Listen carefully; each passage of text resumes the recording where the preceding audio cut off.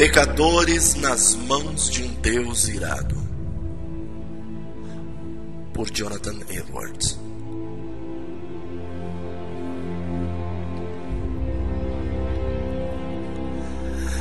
Minha é a vingança e a recompensa, ao tempo que resvalar o seu pé, porque o dia da sua ruína está próximo, e as coisas que lhe hão de suceder se apressam a chegar. Deuteronômio 32, 35.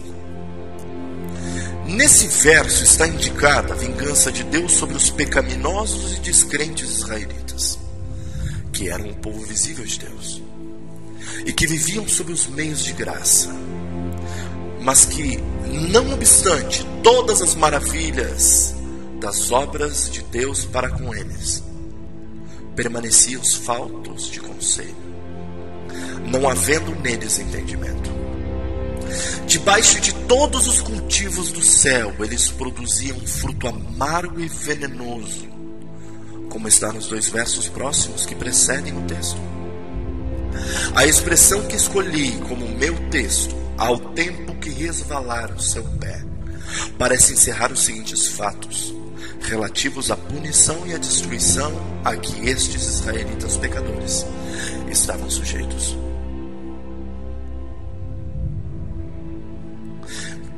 Primeiro, que estavam sempre expostos à destruição. Como alguém que se levanta e anda por lugares escorregadios, está sempre exposto à queda. Isto está implícito na forma de destruição que vinha sobre eles, sendo representada por seus pés escorregando, resvalando. O mesmo está expresso no Salmo 73, 18. Certamente tu os puseste em lugares escorregadios, tu os lanças em destruição. Segundo, isso implica que eles sempre estiveram expostos a uma repentina e inesperada destruição. Como aquele que anda por locais escorregadios está a cada instante sujeito à queda. Ele não pode prever o momento em que estará de pé ou próximo em que cairá. E quando cai, cai subitamente, sem aviso. Isto também está expresso em Salmo 73, 18 e 19. Certamente tu os puseste em lugares escorregadios, tu os lanças em destruição, como caem na desolação, quase no momento, ficam totalmente consumidos de terrores. Outra implicação é que eles estavam sujeitos a cair por si mesmos, sem serem derrubados pela mão de outro. Como aquele que se levanta e anda por um terreno escorregadio, não precisa de nada além do seu próprio peso para derrubá-lo. Que a razão por que eles não haviam ainda caído e não caíram naquele instante é apenas que o tempo definido por Deus não havia chegado. Por isso está dito que ao tempo, ou quando o tempo determinado chegar, seus pés irão resvalar. Então será permitido que caiam, como estão propensos por seu próprio peso. Deus não irá mais segurá-los nesses lugares escorregadios, mas irá deixá-los cair. E então, neste exato instante, cairão em destruição. Como aquele que se põe em pé em uma rampa escorregadia e inclinada, à beira de um penhasco, não pode permanecer em pé por si só. Quando é solto imediatamente, cai e está perdido. O exame das palavras nas quais eu irei agora insistir é este: não há nada que mantenha pecadores em momento algum fora do inferno, a não ser a mera graça de Deus. Por mera graça de Deus, quero dizer, a sua soberana graça, sua vontade arbitrária, não se prendendo a qualquer obrigação, não impedida por nenhuma forma de dificuldade, qualquer coisa ou coisa alguma jamais que a possibilidade da vontade de Deus tida em seu amor ou em seu menor grau, ou em qualquer outra consideração, qualquer seja, nenhuma outra mão há a preservar os pecadores em momento algum. A verdade deste exame pode aparecer através de algumas considerações. Por exemplo, não há nenhuma falta de poder em Deus para lançar pecadores ao inferno a qualquer instante. As mãos dos homens não têm força quando Deus se levanta. O mais forte não pode lhe resistir, não pode escapar de suas mãos. Ele não somente é capaz de lançar pecadores ao inferno, mas pode fazê-lo muito facilmente.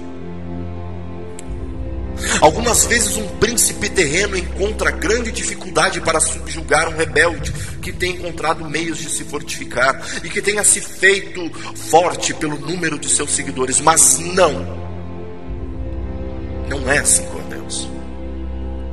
Não há fortaleza que sirva de defesa contra o poder de Deus. E ainda que mãos se unam umas às outras, e vastas multidões de inimigos de Deus se combinem e se associem, eles não serão tão fortes e serão facilmente feitos em pedaços. Eles são como um grande monte de finas moinhas diante de um tufão, ou grande quantidade de restolho seco diante das chamas devoradoras. Nós achamos fácil pisar e esmagar um verme que vejamos a se arrastar pelo chão. Assim também nos é fácil cortar ou queimar uma fina linha na qual alguma coisa esteja pendurada. Pois é fácil assim para Deus, quando deseja lançar seus inimigos até o inferno. O que nós somos, para que pensemos em nos colocar contra Ele, por cuja repreensão a terra treme, e diante de quem as rochas são esmagadas? Eles merecem ser lançados ao inferno. Tanto que a divina justiça nunca se interpõe no caminho. Ela não faz nenhuma objeção quanto a Deus usar o seu poder no momento de destruí-los. De fato, ao contrário, a justiça clama por uma infinita punição de seus pecados.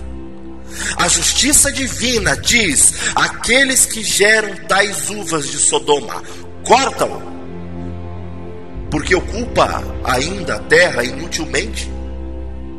Lucas 13:7. A espada da divina justiça está neste momento brandindo sobre as suas cabeças, e não há nada além da mão da soberana misericórdia e da mera vontade de Deus detendo-a. Eles já estão sob uma sentença de condenação ao inferno. Eles não somente merecem, justamente, serem lançados lá, mas a sentença da lei de Deus, que é a eterna e imutável regra de justiça que Deus fixou entre eles e a humanidade, esta foi contra eles e permanece contra eles, tanto que já estão suspensos sobre o inferno.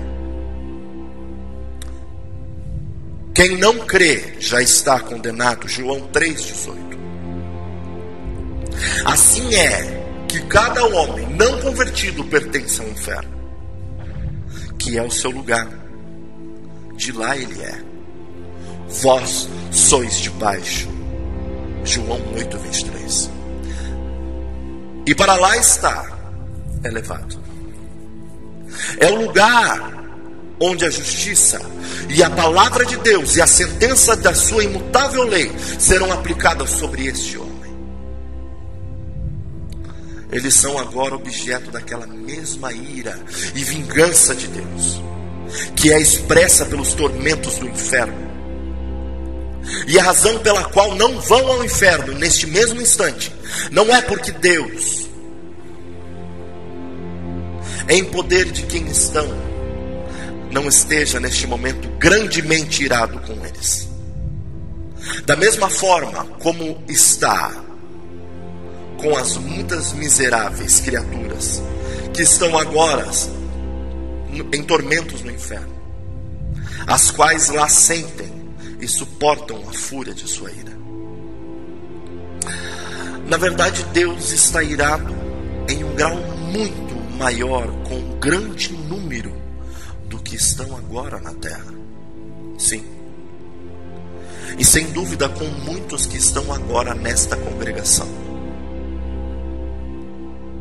Inclusive os quais é possível estejam bem à vontade. Do que está com muitos daqueles que estão agora nas chamas do inferno. Tanto que não é porque Deus esteja desatento às suas maldades e não se ressinta delas, que Ele não deixa sua mão baixar e cortá-los fora. Deus não é de forma alguma como eles próprios, apesar deles o imaginarem como sendo.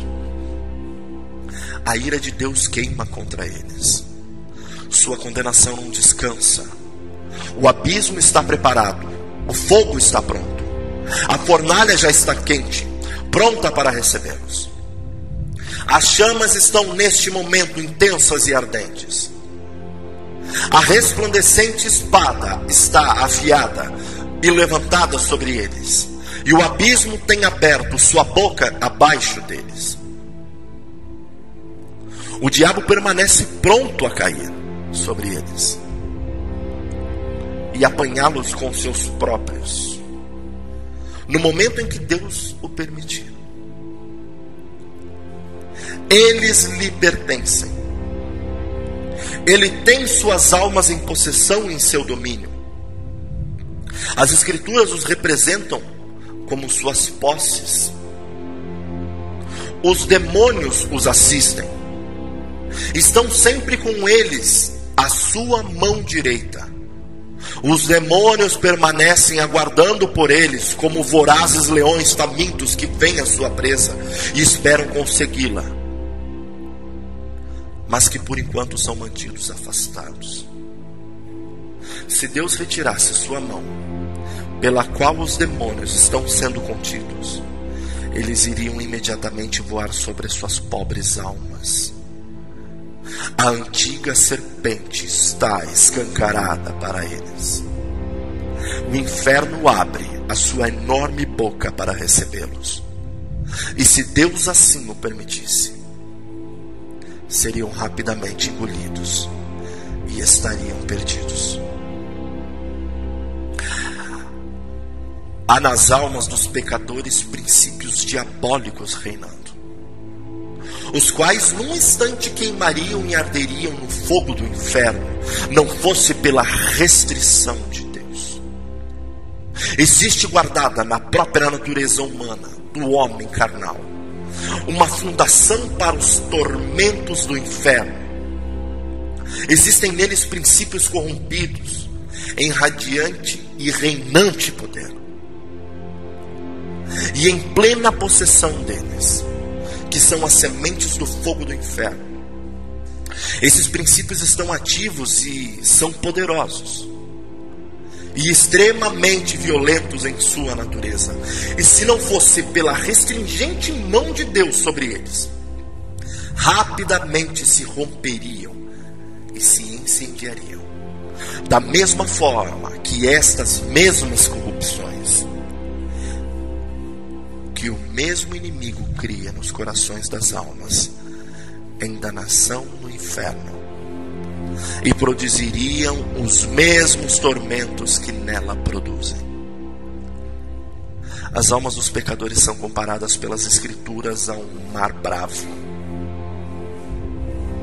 No momento, Deus restringe sua maldade através de seu imenso poder, como Ele faz com as furiosas ondas do mar turbulento, dizendo: até aqui virás, e não mais adiante.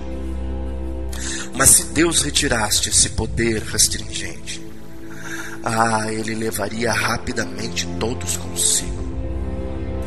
O pecado é a ruína, é a miséria da alma.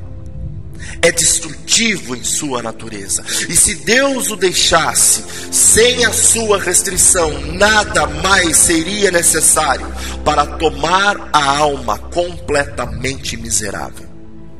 A corrupção do coração do homem é sem moderação e não tem limites em sua fúria.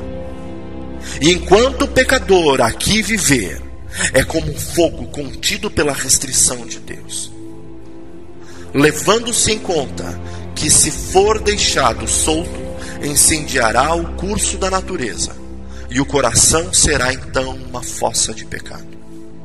Assim, se o pecado não fosse restringido, imediatamente transformaria a alma em um forno ardente, ou em uma fornalha de fogo e enxofre. Não há segurança para pecadores em momento algum, ainda que não existam meios visíveis de morte à mão.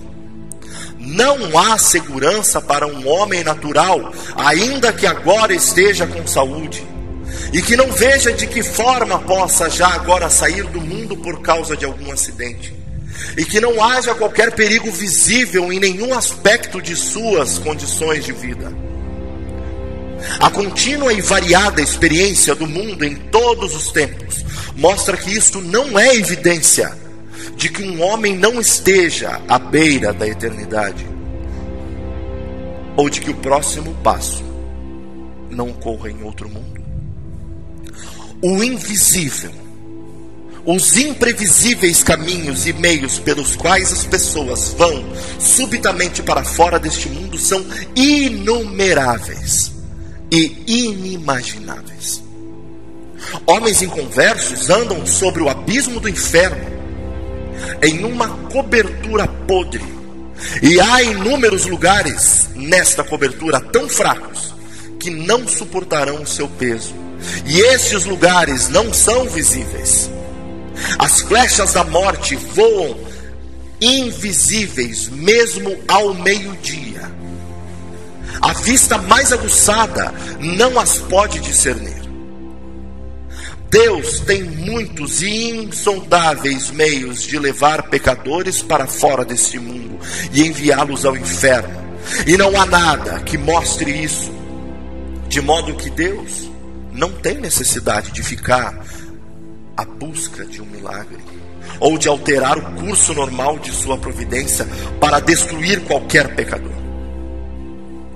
Em um momento qualquer, todos os meios que existem para que os pecadores saiam deste mundo, todos estão na mão de Deus, e estão tão universal e absolutamente sujeitos ao seu poder e determinação, que não depende de nada além da mais simples vontade de Deus, para que os pecadores sigam em um instante qualquer para o inferno, mesmo que estes meios jamais tenham sido utilizados, ou que não sejam concernentes ao caso.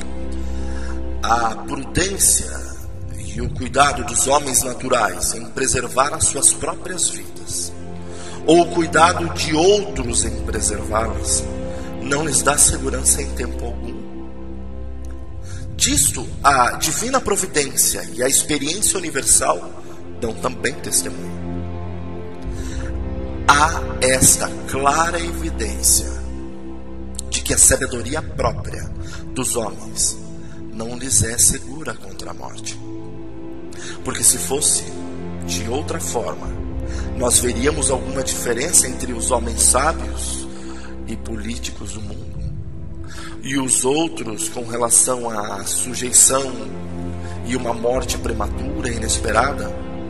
Mas como é isso de fato? E como morre o sábio, assim morre o tolo. Eclesiastes 2,16. Todos os esforços e a sagacidade dos pecadores, as quais usam para tentar escapar do inferno, enquanto continuam a rejeitar a Cristo, e portanto permanecendo pecadores, não lhes garantem contra o inferno em nenhum momento. Praticamente qualquer homem natural que ouve sobre o inferno ilude a si mesmo de que irá escapar dele. Ele depende de si mesmo para a sua própria segurança, e se ilude sobre o que já fez, sobre o que tem feito, ou sobre o que pretende fazer. Cada um projeta maneiras em sua própria mente sobre como evitará a danação, e se ilude, achando que planejou bem para si mesmo, e que esses esquemas não irão falhar.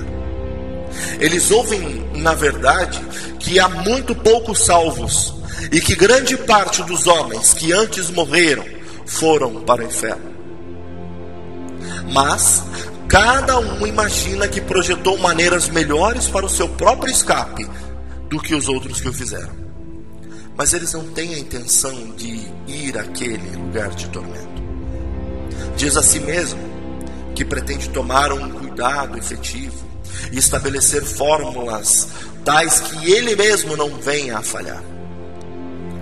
Mas os tolos filhos dos homens miseravelmente se iludem, e assim mesmo, como seus próprios esquemas, e certos de sua própria força e sabedoria, confiam em nada mais do que uma sombra. A maior parte daqueles que antes viveram sob estes mesmos meios de graça, e que agora estão mortos, foram indubitavelmente para o inferno. E isto não ocorreu porque eles não foram tão espertos quanto aqueles que agora estão vivos. Não. Aconteceu porque eles não tinham ou não planejaram para si mesmos maneiras de escapar tão boas que assegurassem o seu próprio escape. Se nós pudéssemos falar com eles e inquirir deles, um por um, se eles esperavam quando vivos, quando ouviram sobre o inferno, que em algum momento estariam sujeitos àquela miséria, sem dúvida, iríamos ouvir um por um responder: não, eu nunca pretendi vir para cá. Eu tinha planejado as coisas de outra forma em minha mente. Eu pensei que havia planejado bem para mim. Pensei que o meu esquema fosse bom. Eu pretendi tomar cuidados efetivos. Mas ela veio sobre mim inesperadamente. E eu não a procurei naquele instante, ou daquela forma. Ela veio como um ladrão. A morte levou a melhor sobre mim. A ira de Deus foi rápida demais para mim. Oh, minha amaldiçoada insensatez! Eu estava me iludindo e me agradando com os sonhos vãos do que faria em minha vida futura, ao tempo que dizia paz e segurança. Então sobreveio repentina destruição. Deus não se tem colocado sob nenhuma obrigação, por qualquer promessa, a manter homens naturais fora do inferno em algum momento. Deus certamente não fez promessas, seja de vida eterna, ou de qualquer livramento, ou preservação da morte eterna, além das que estão contidas na aliança da graça, as promessas que são dadas em Cristo, no qual todas as promessas estão de fato, e amém. Mas certamente não tem interesse nas promessas da aliança da graça aqueles que não são filhos da graça, aqueles que não creem em qualquer de suas promessas e não têm interesse no mediador da aliança. Assim é que, com relação a tudo o que alguns têm imaginado e aspirado sobre as promessas feitas, as buscas e batidas honestas de homens naturais, é evidente e manifesto que, a despeito dos esforços de um homem natural, tome em religião, a despeito das orações que faça, ou até o momento em que venha a crer em Cristo, Deus não está de forma alguma obrigado de proteger um momento sequer da destruição eterna. Assim é que, desta forma, estão os homens naturais, seguros pelas mãos de Deus, sobre o abismo do inferno, Eles merecem o abismo. E já estão sentenciados a eles. E Deus, sendo terrivelmente provocado, sua ira é tão grande contra eles quanto para com aqueles que estão agora sofrendo as execuções da ferocidade de sua ira no inferno. E eles não têm feito nada para abrandar ou abater essa ira.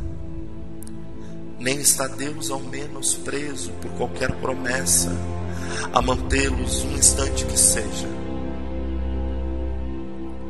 O diabo os está esperando. O inferno está escancarado para eles. E as chamas juntam-se e flamejam por ele. E irão alegremente envolvê-los e engoli-los. O fogo contido em seus próprios corações está se debatendo para sair. E eles não têm qualquer interesse em um mediador. Não há meios através dos quais alcancem o que lhes pode ser de segurança. Resumindo, os pecadores não têm refúgio, nada que os mantenha. Tudo os que preserva em cada momento é a mera vontade arbitrária e não pactuada, não obrigada, a clemência de um Deus enfurecido.